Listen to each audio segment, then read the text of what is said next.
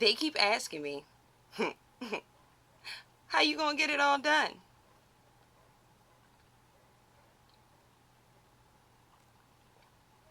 Well, she's about to show you.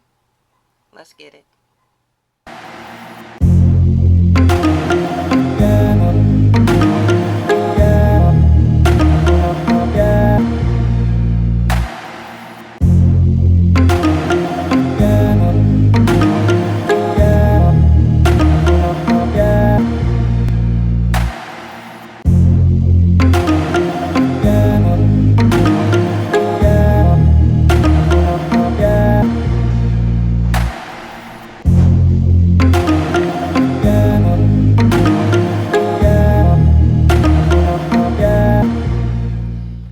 Hey guys, long time no see. Different setting, not the setting I was looking or hoping to get to you guys. But one thing that I had to tell myself was, just because you don't have everything you want right now doesn't mean that you can't do everything that you set out to do. So let's talk about why my head is down. Gina G, has started making waist beads. Now, I have an order form in the description below, so if you want to place an order, let me know. Just go ahead and fill out the Google Doc and I will get it to you as soon as possible. In the meantime, if you really want to catch them and see them in real life, then you'll catch me at a festival, or you can also catch them at the show that I'm actually going to be in. So that's why I've been gone for a little bit, because I am now an actress and a motivational speaker. And I've been struggling to say that out loud, right? But that's my new life. The new life that has been blessed upon me after, Kofefe took over all last year. So, what is today's video about? It's not about the waist beads. Descriptions to the play are in the description box below. If you want to come check me out in Baltimore, it's on May the 15th and the 16th. Come see your girl. But today's video picks up from where we left off, right? So I know I left y'all. I said I was going to bring y'all 4 videos and I dropped 3 and then stopped, right? Today's video is that 4th video, but not the 4th video I thought it was going to be. Today's video is about forgiveness and how I don't think we really have dived into what forgiveness is, right? It is hard to forgive people after they have wronged you. I'ma just say it out loud, because Regina has always been the crybaby of the crew, right? I've always been the one who said the things that everybody else don't want to say. Like when the teacher wants to assign homework at the end of the class, I'm the one who raised my hand and go, but you was about to let us go. Like, I'm always that one who got everybody's attention, right? Because I'm gonna speak up when something doesn't feel good. No, going through life, when you that thing that stick out, you are also that thing that gets hit right on the top, right on the head, right? You're always that thing that gets cut off or severed. You're always that point of reference, right? Of what not to do. That's where forgiveness comes in, right? It's hard to get to that place of understanding that that person didn't get you, didn't get it, didn't understand what it was that they were immediately in. So points where I had to forgive people in the last year, right? I had to forgive all the gaslighters of my life. The people who told me that what I said I was feeling didn't exist. Or the people who told me I was making something way bigger than what it really was. I had to learn how to forgive my gaslighters. And that shit is hard. Nobody wants to talk about the hardness of it. And every time I did in this process of getting over the hurt that I recently got over, I was told that I was focusing on the negative side of it, right? Oh, you're harping on the negative. You want to hold on to it. No, I got to get it out. I got to get that shit out. And this is heavy. This is difficult. This is overwhelming. I know that I need to forgive, but right now, I can't. That's where I was. It is taxing to one's brain, right? Because our brain is set up to protect us. So it is taxing to your brain to be like, hey, this hurts, but you need to also be around that which caused the hurt. It's like understanding the utility of fire, right? If you keep fucking with it wrong, it's gonna keep burning your ass.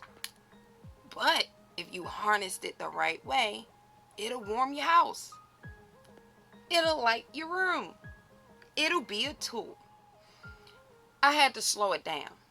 I had to ask myself, what is hard about forgiveness? What am I struggling with? What am I struggling to forgive? I realized that I was struggling with forgiveness because I didn't understand what acceptance was, right?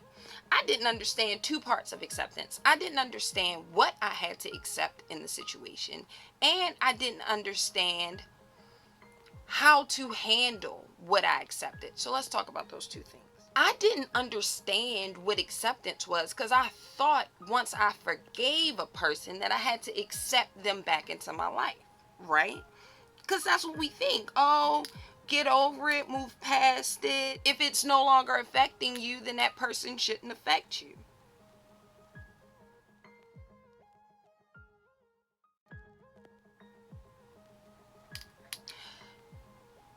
I want you to stop pissing on me and telling me that it's raining outside, because that don't even make logical, scientific sense.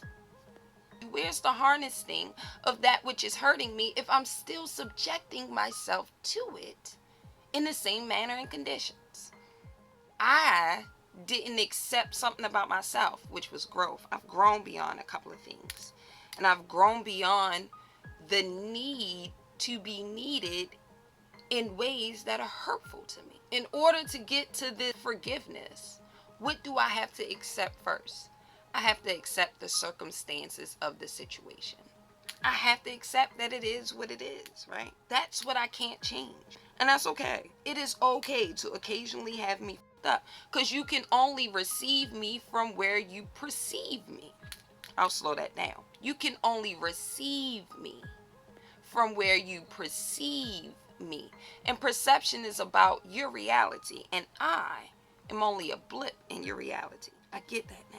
So once I slowed it down and I started to accept the circumstances for what they were, the second part of acceptance, how do I handle that? This is what you've given me. I sort it based off of my value system, and that's okay. I had to accept myself. I 100% accept that I am a loyal to a fault person. I am a super loving woman. I am fun, and I have a big personality at times. And at times I need to be clung to the thing that I love the most.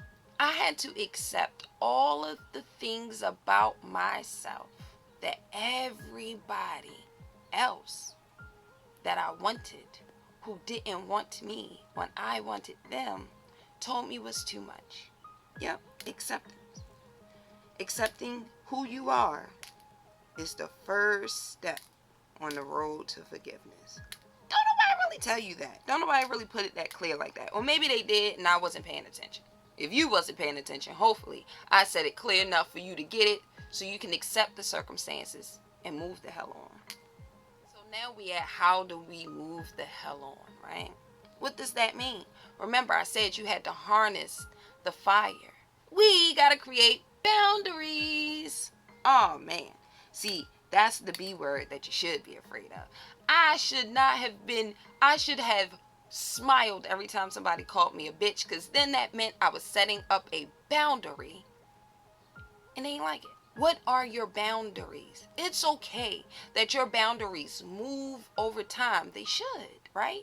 They should. You should not accept the same bullshit all the time, especially if it hurts you. Right? That should be common sense. It's not. I'm realizing in the relationships that I'm growing through, it's not. And I also have to accept that it hasn't always been clear, my boundaries, right? What I accept. You can forgive and still honor what was and not let space for any more to be.